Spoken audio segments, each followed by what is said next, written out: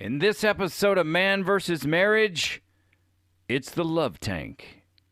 That could sound awkward, but stick with me. You don't want to miss it. The podcast.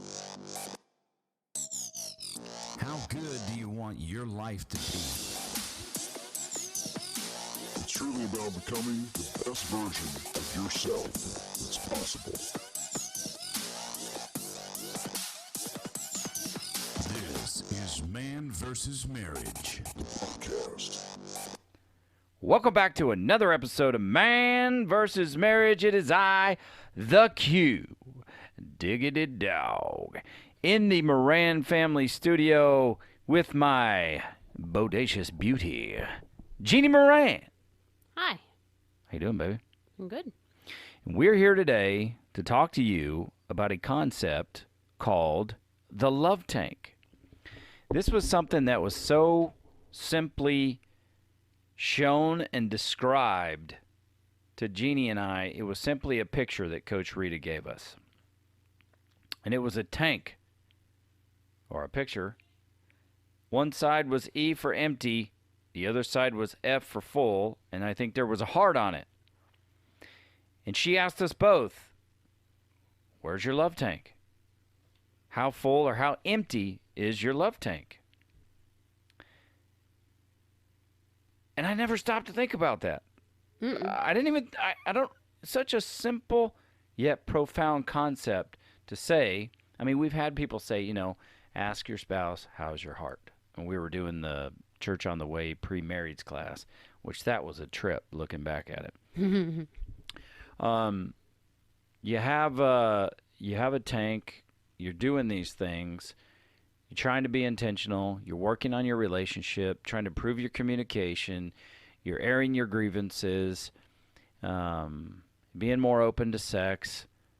And you kind of need to stop and say, that Dr. Phil, well, how's that working for you? How is your love tank? And then you see the picture and it's like, where is my love tank? Is it full or empty? How am I feeling? And then you get the opportunity to add something like that into your repertoire when it comes to your relationship. What were your thoughts on the love tank? At first I didn't want to do it because it meant that I had to admit, like, you're doing all these things and you're trying so hard and we've got all these homework tasks that we're doing. And for me to go, you're still missing the mark, I felt like a douche move.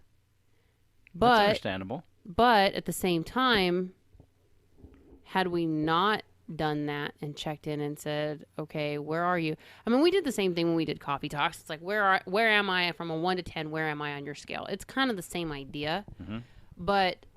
And I hated it because I never want to grade you low because I know you're doing all these things. But then if we're honest with it, it's like, you know what, this week I had like 3 really crappy days and I really could have used more of whatever. And then communicating that and saying, this is what was going on, it helped you start honing in and purposely looking at me and what I'm feeling and how I'm responding to things and how I'm reacting to things or what's going on in the house.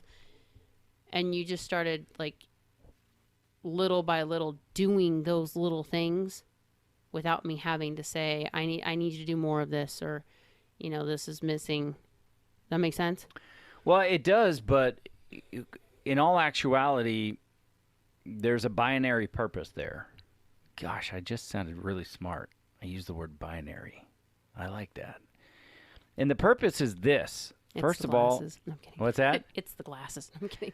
I hate wearing glasses. I'm thankful for glasses, but I hate wearing glasses. I want rid of these things. Moving on. You started it. For me it was, and for you, being the receiver of the feedback. Ugh. Just stop it. Being the receiver of the feedback, it creates an opportunity for you to up your awareness. Mm-hmm. B, as the giver of the feedback, it creates an opportunity for you to communicate more because I'm not a mind reader. You're not a mind reader. So saying in the moment, this is what I need more of.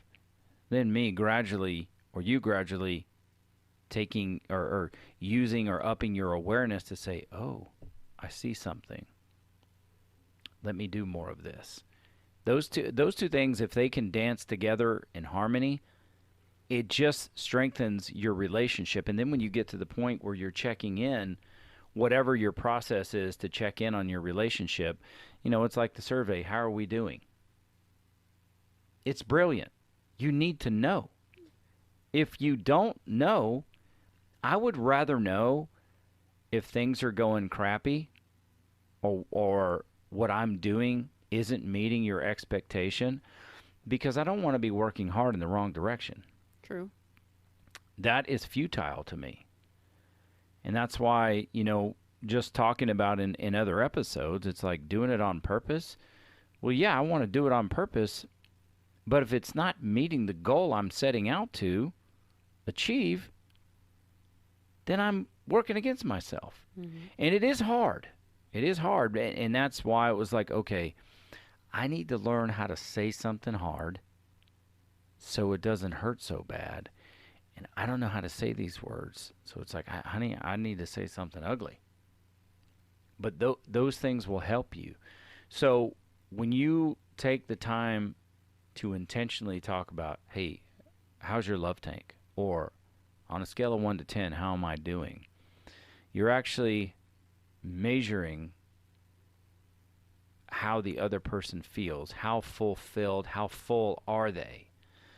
And to me, it's absolutely brilliant. And I didn't even think in preparing for this episode to talk about Tony and Elisa and the one extraordinary marriage. But yes, that was another way to what they call valve check where you are in your relationship and how your spouse's heart is. It's important. Can it be hurtful? Yeah, if it's done in the wrong way. And I think we had a couple of coffee talks that were hurtful. And, it's like, I don't want to justify myself out of why you feel this way. I just need to understand a little deeper why you feel this way. Mm-hmm. And these are the things that I was doing that I thought were going to serve the purpose and fulfill your need, and I didn't realize it.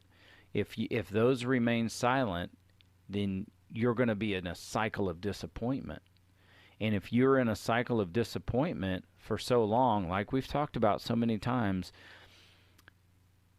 that can develop into resentment. And resentment that goes unresolved turns into bitterness. And bitterness is brittle. It can break. It can break when something is brittle and any amount of stress is put on it, it breaks and it crumbles, and that will be your relationship. And I think that is some of those things that lead to infidelity. Because if you're in a relationship, you obviously want a connection. And if there is a divide there, if there is disappointment there, if there is resentment there, if there is bitterness there, then that's a place where your foundation is not stable. And it can break, and it can create gaps. And in those gaps, we as human beings will fill those gaps. That is the way it goes.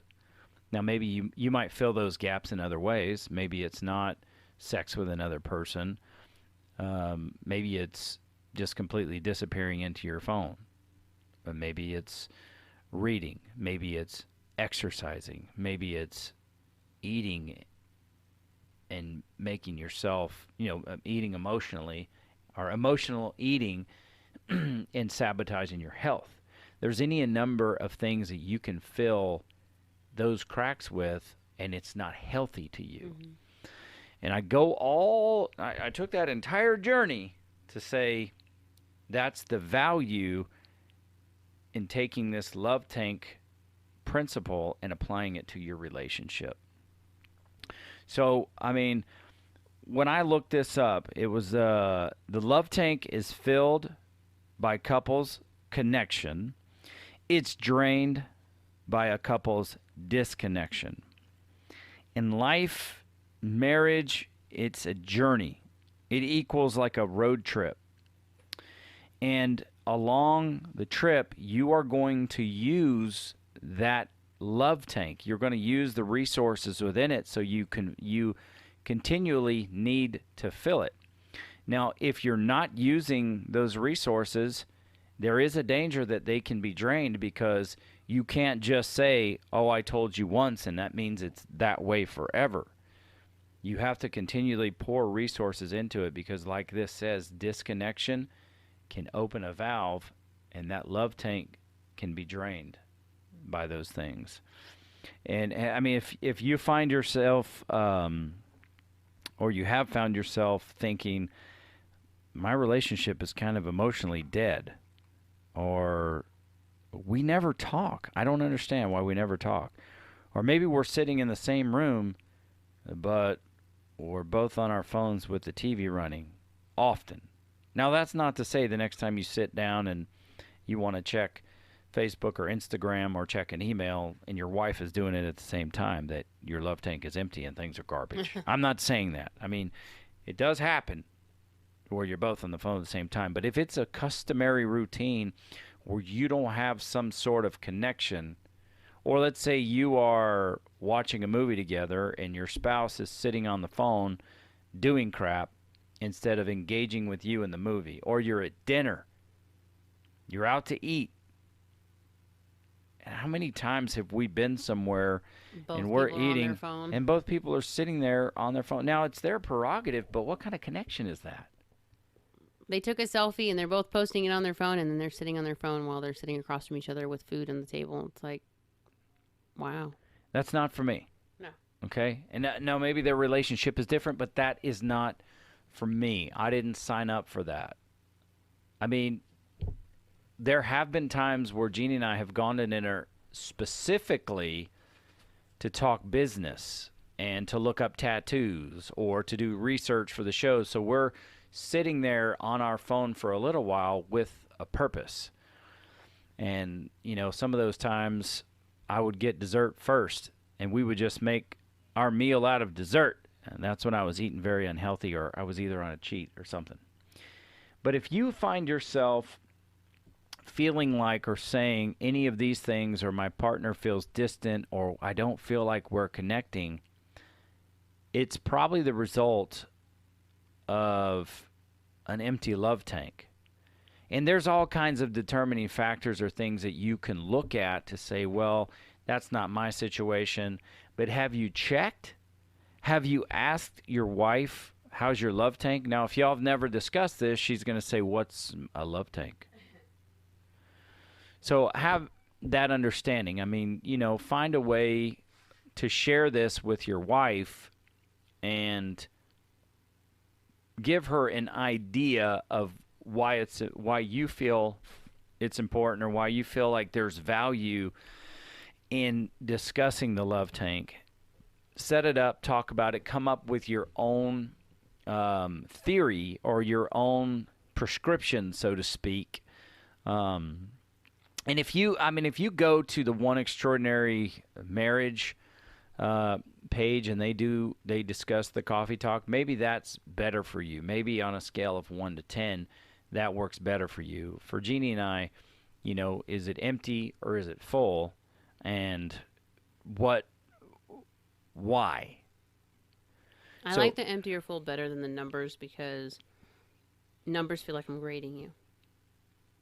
It's a grade either way, in my opinion. Well, yeah, but I would rather tell you it's 3/4 of the way full, and here's why, then you got a 6 out of 10 or an 8 out of 10.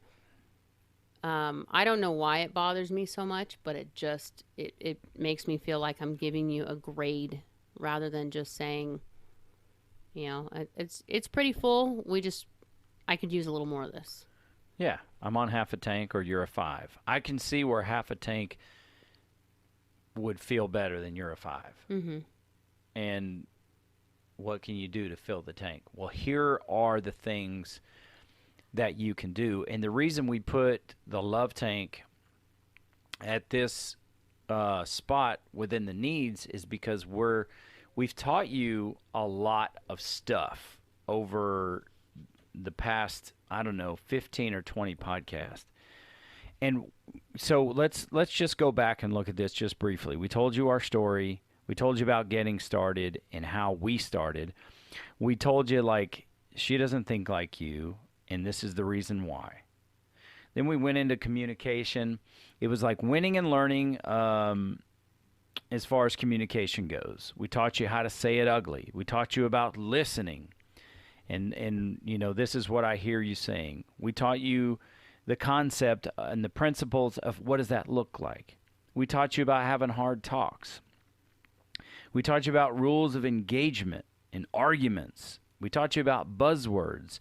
And so the way I like to do things is I like to systematically put them together.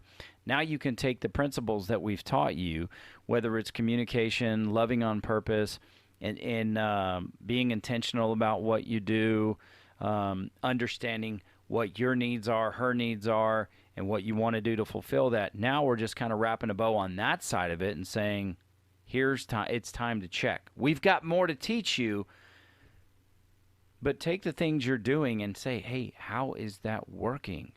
How are you doing? How do you feel? What can I do more of that makes you feel loved, appreciated, and fulfilled? And it's only doing that is going to help you understand where you are and where y'all need to go. There's a chance that some of the things that your spouse asks you for just may not be reasonable. Is that fair to say? Depending on the person, yeah. How could I pull out of thin air? How could I pull an example of what might be that may not be reasonable? I can't. I don't want to, because maybe the exact example I pull is what your wife says when you get home, and it's like, well, now you're unreasonable and you suck, and That's I don't. Quincy said. Yeah, Quincy said you suck. Okay, and I don't need that kind of static in my life. I just don't. But you know yourself when you're being unreasonable. Things can't always be your way, the way you want them to. And we know better than that being the case. It's not about getting all you want, but it is about getting those fundamental needs met so that you feel her getting her fundamental needs met, you getting your needs met, so that you strengthen the connection within your relationship. And I'm going to say that I have no scientific evidence to back this up, but I'm going to say a full love tank is an environment that has a healthy level of intimacy. Would you say that? Mm-hmm. Not just sexual, but intimacy and connection as a whole. Because when your love tank is full, you are connecting on a deeper level because your needs are being met. Yeah. And if your needs are being met as a result, you know how they say for every action, there's a reaction? Well, here's what I've found. The more I do things that meet Jeannie's needs, she reciprocates that. That's part of a relationship, doing for one another, because it's fulfilling, and it creates a certain level of joy to know that you are loving and building and pleasing that other person. You're meeting their needs. So if you don't ask the question, how are you? How will you know? Are you just going to know because you're going to judge it by her current frustration? Those frustrations don't always have to do with you. I mean, they might. But I think it's important for us as a group. I know it's important for us that we add this kind of principle, short and sweet, into our relationship so that we can. It's like sports. If you like sports, you played sports, you play the game and then you review the film. You know what I'm saying? You play the game, you review the film, you see the things that you can do to improve on. Did you win? Did you lose? How can we plan on winning the next time? And that is it. It is that simple. And that's what I'm going to leave you with. Now, in the show notes, I'm going to work with our producer to make sure that we get that information, maybe a link. There's a there's like a pictogram that is really good. Now, look, it is not the one that Coach Rita gave us. I'm sure that's back in the Moran marriage archive somewhere, because we did keep all of that stuff. It's more like a faucet. There's faucets that pour in, and then there's faucets in the bottom of the tank that drain out.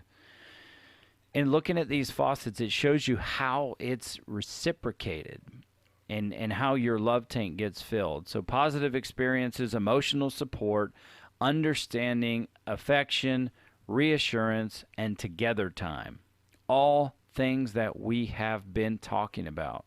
Now, in this particular pictogram, which I will figure out a way to link to, there are the spigots at the bottom. Half is partner A, half is partner B. Negative experiences, unnoticed efforts. I mean, that's pretty self-explanatory. Personal attacks and withdrawing.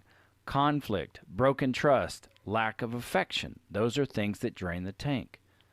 Now, when those things happen, you need conflict to repair it. You need stress to be soothed. You need trust to be rebuilt. And that will strengthen your relationship, and it moves you back into the positive experiences.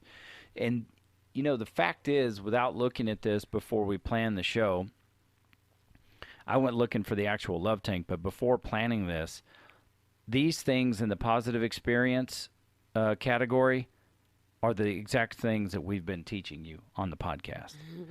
These things in the negative experience category are exactly the things we've been teaching you how to resolve and how to create a path to resolution in your relationship, and maybe even creating a path to avoid these situations. So I'm actually pretty proud of that. I've told you before, I don't have a PhD in psychology, no college experience. I'm coming at you from the school of hard knocks and experience. And so to know that the way we've lined it out kind of lines up with the way that this is depicted is pretty freaking awesome. And like I say, maybe we'll find it on Tony and Elisa's website, The Coffee Talk. Maybe the numbers game is better for you. Maybe it's more effective. Maybe you don't take offense to say, oh, you're a 5 out of 10. It's like, I'm a freaking 5 out of 10? How insulting. Well, since I go second, you're a 2 out of 10. Put that in your freaking pipe and smoke it. You know, my tank is at half. Oh, well, I can fill it some more. So I see the point that you make. You know, it is less intrusive. But for Tony and Elisa, I think they're very analytical people. And it's like, dude, you're at a 2. Okay, how'd I screw that up? Well, you did this and this and this, and it really bothered me. Oh, that would have bothered me too. I'm going to do better next week, and I'm going to seek to go from a 2 to a 7 or an 8. I don't know if you can ever make it a 10 unless it involves alcohol and sex. Whoa! Anyway, that's it. The short and sweet version of the love tank theory. I hope you got something great. Forget that hope crap. Hope's not a strategy in this situation. I know you got something out of that. Have your wife, ask your wife. Look, maybe she's not, maybe your wife, I'm going to say this. Maybe your wife is like my wife, or she doesn't give a crap about podcasts. Okay? It's understandable. I make them. I just don't listen to them. I'm sorry also that this is not a video yet, because my wife will not listen to Ed Milet's podcast, but she will go watch his video. I'm not going to watch myself. Honey, stop right there. I'm making a point. My wife will not listen to Ed Milet's podcast, but she will go watch his videos. So at some point, we'll make these... Oh, so people can watch us. Yes. Got it. That's what I'm saying. I thought you were going to whine about me not listening to our podcast playback or not watching them, because I'm not watching myself.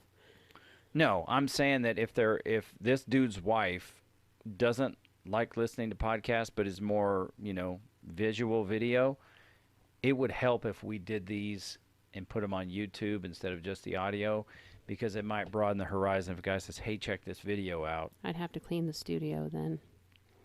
Or maybe we just build a studio in the backyard. Oh, Lord. We're going to the clouds. Here we go. We should go to the clouds. I went to the clouds until I saw the price of said studio, and I said, there is no way I will be able to put this money out because I do not want to go into debt. But, hey, listener, if you're wealthy and you want to sponsor the studio, hit me up. I've got some plans. I think we can get this done for $10,000. And you will be a 5-year sponsor. I'm just throwing it out there. Oh, I didn't hear anybody say anything yet. I was going to say, I have no words for this. No, it is going to be important for us to start getting the video side of this up. So I'll get that part worked on. It didn't occur to me until this very moment when I'm telling the guy, get your wife to listen to a podcast, and I'm thinking, Jeannie won't listen to this crap, but she will watch a video. True. So, you know, maybe my love tank is full. I'm sorry, but listening to things helps me fall asleep. Well, I like to listen. I also like the video. That's why I like to read or watch. I like to see the person so that I can see their facial expression when they're talking. I'm one of those people that I can read you pretty good when watching you. So my BS meter tells me more in watching someone versus hearing a voice. And that's very fair. So I'll talk to the producer, Ashley, and see what we can do to set up getting these recorded so that we can put them on YouTube. Don't get tripped out, honey. I'll put my head around it. We'll figure something out, okay? Sure. All good. You know, one of my employees sent me something to help me understand what it means when we respond sure. I'm not going to say it on this podcast, but as soon as this recording is over, I'm going to show you. And then you'll know why, when you said sure, I almost raised my middle finger to you.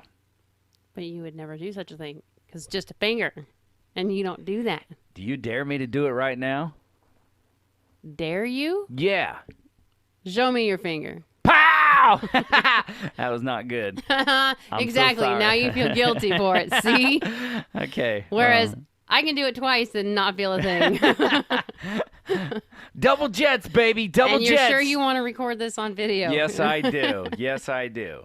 I have got a face for podcasting. You've got a face for video. So that might get us some more listenership just seeing your beautiful face. I'm just saying. Okay, that's it. There goes That's my the love. Instagram DM box. Yeah. All those robocalls. Yeah, I just got one yesterday. Hey, handsome, it's obvious you haven't seen me, or you wouldn't be calling me handsome. So, delete. Even if you had seen me, delete. Anyway, that was pretty funny. That's it, the love tank. Now, look, I command, listen, Man versus Marriage, Army, Navy SEAL, Green Berets, listen to me. I command you to make this love tank a part of your regiment. And once you make it a part of your regiment, I want to hear some feedback on how it's going. If you use the number system and she said you were a 1 this week, I want you to email me so I can laugh at you and then tell you how to get it to a higher letter or number. Because I got some 2s, I think. I got some 2s and 3s. So I'm going to laugh at you. But that's only because I know that you have the potential to make that a better number. Okay? And if you want, I'll laugh at you and with you on the phone. Potentially. You're That's so it. Sweet. You know, when I suck so bad at something, sometimes I've just got to laugh at myself. You're number 2. Yeah. You're number 2. Okay, that's it. I am the cute dog. She is Jeannie Moran. And this is Man versus Marriage. The podcast. How good do you want your life to be? You gotta live on purpose, for a purpose. It's truly about becoming the best version of yourself that's possible. This is Man vs. Marriage, the podcast.